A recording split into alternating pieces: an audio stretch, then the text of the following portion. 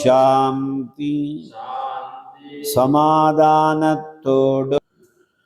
ஓம் சாந்தானந்த குரும் தேவம் சச்சிதானந்த விக்கிரகம் சர்வதா சுப்ரசன்னந்தம் ஹ்யவதூதம் சமாஸ்ரயே. நௌமி தேவீம் பிரசன்னாஸ்யாம் ஆத்யாம் தாம் வேதமாதரம் மூர்த்தித்ரயாத்மிகாம் சுத்தாம் காயத்ரீம் பக்தி சித்திதாம். ஸ்ரீமத் சத்குரு சாந்தானந்த மகாஸ்வாமியினுடைய பரிபூர்ண அனுகிரகத்தினாலையும் அனைத்து சத்குருநாதர்களுடைய அனுகிரகத்தினாலையும் ஜெகன்மாதா புவனேஸ்வரி தேவியினுடைய திருவருட்கருணையினாலும் நமது வேதவியாசர் தபோவனத்தில் இன்றைய தினத்தோட 10 நாள் நட்சத்திர மண்டலம்னு சங்கல்பித்து 30வது முறையான நட்சத்திர மண்டலத்தில் 10 நாள் இன்றைய தினம் சாந்தி துர்கா மந்திர சகித சண்டி ஹோமமானது செய்யப்பட்டது. சாந்தி அதுதான் எல்லா இடத்துலையும் இப்போ நமக்கு நொடிக்கு நொடி சாந்தி மாறுறது. சாந்தின்னா அமைதி, மனசை எப்பொழுதும் சந்தோஷமாக வச்சுக்கக்கூடிய தன்மை, இதெல்லாம் தான் சாஸ்திரங்களில் சொல்லியிருக்கிறார்கள். அதற்கு நாம் ரொம்ப மிகவும் பெரிய புண்ணியம் பண்ணியிருக்க வேண்டும். ஏன்னா நமக்கு வேணுங்கிறத பகவான் கண்டிப்பாக கொடுப்பாருங்கிற நம்பி நம்ம வாழ்க்கையை துவங்க ஆரம்பிச்சுட்டோம்னா நமக்கு எந்த இடத்துலையும் ஒரு கோபம் வரக்கூடிய வாய்ப்பே இருக்காது. சாந்தமாகவே இருக்க பழகிக்கலாம். அனன்யாஸ் சிந்தயந்தோ மாம் ஏ ஜனாஃப் பரியுபாசதே தேஷாம் நித்யாபியுக்தானாம் யோகக்ஷேமம் வகாமியம் என்று கண்ணன் கீதையிலே உபதேசிக்கிறார்.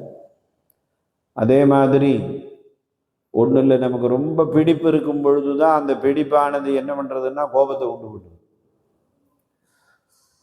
குரோதாத் பவதி சம்மோகா, சம்மோகா ஸ்மிருதி விப்ரமா, ஸ்மிருதி பிரம்சாத் புத்திநாசா, புத்திநாசாத் பிரணஷ்யதி. அதுவும் பகவான் கீதையில தான் சொல்லி.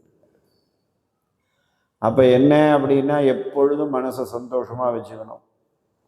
இதுக்கு என்ன ஒரே வழின்னா எல்லாத்தையும் சர்வாத்ம பாவமாக பார்க்கக்கூடிய தன்மையை நாம் முதல்ல வளர்த்து கொள்ள வேண்டும். யோமாம் பஷ்யதி சர்வத்திர சர்வஞ்ச மயி பஷ்யதி தஸ்யாஹம் ந பிரணஷ்யாமி சஜமேன பிரணஷ்யதி. பகவான் கீதையில் தான் சொல்லியிருக்கார். அதனால சர்வாத்ம பாவனையோட நமக்கு வேணுங்கிறத பகவான் கொடுப்பார் அப்படிங்கிற ஒரு நம்பிக்கையோடு நாம் வாழ்க்கையை துவங்க ஆரம்பித்து விட்டோமே ஆனால் நமக்கு கண்டிப்பாக சாந்தி கண்டிப்பாக ஏற்படும். அந்த சாந்தி நிலைத்திருப்பதற்காக சாந்தி துர்கா மந்திர சகித சண்டி ஹோமமானது செய்யப்பட்டது. இப்போ இப்படிங்கிறதுக்குள்ளே கோபம் நிறைய வருது. இல்லை சின்ன குழந்தையிலேருந்து ஆரம்பித்து பெரியவர்கள் மட்டும் இப்படிங்கிறதுக்குள்ள கோபம் நிறையா வருது. அதனால் நாம் இந்த கோபத்தை ஜெயிச்சு நாமளும் சாந்தமாக அமைதியாக இருந்து நம்மளை பார்க்கவர்களும் அமைதியாக இருக்க வேண்டும். அப்படிங்கிறதுக்காக ஒரு சங்கல்பத்தோடு இந்த ஹோமம் செய்யப்பட்டது.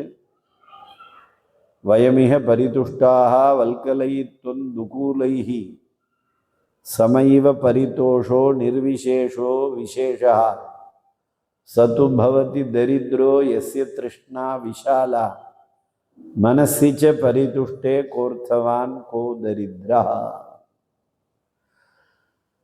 உடம்பை மறைப்பதற்கு மர உருவியை கட்டி கொண்டு இருந்தாலும் அது துணிதான், பட்டாடை உடுத்திருந்தாலும் அது துணிதான். இந்த உடம்புல துணின்னு நாம் சமமாக பார்க்கக்கூடிய புத்தி நமக்கு வந்துருத்துன்னா சந்தோஷமாக எல்லா இடத்துலையும் இருக்கலாம். தங்கம் வெள்ளி ஆபரணங்கள் பட்டு வஸ்திரங்கள் கட்டிண்டாதான் சந்தோஷம்னா அதே பெரிய துக்கமாயிடும். அதனால நமக்கு இந்த உடலுக்கு ஒரு ஹிதமான ஒரு வஸ்திரம் தேவை அப்படின்னு முடிவு பண்ணிட்டோமே ஆனால் நமக்கு கவலை இருக்க போறதில்லை, சாந்தமாக வாழலாம்.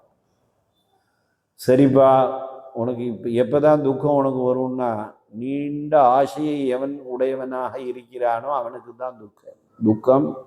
அவன்தான் தரித்திரனாக புத்தி ஏற்படும்.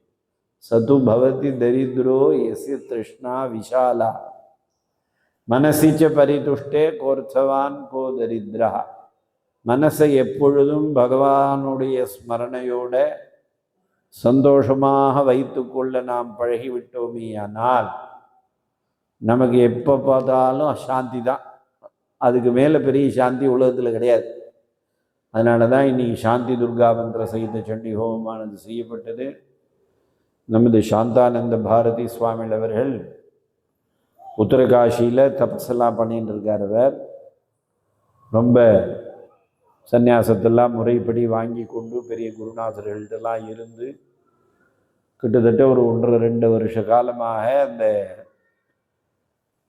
உத்தரகாஷி தாண்டி உங்களுக்கு கங்கோத்திரி போகிற வழியில் அந்த இடத்துல தபஸெல்லாம் பண்ணிட்டு வந்திருக்கார். அவர் இந்த சண்டி ஹோமத்தில் அவர் 17 நாள் இங்கே இருக்கிறதாகவும் ஒரு சங்கல்பம் செய்திருக்கிறார்கள். அவர் இப்போ ஒரு 5-10 நிமிஷம் பேசுவார், அப்புறமா பூர்ணாகுதி நடைபெறும். ஜெய் புவனேஸ்வரி.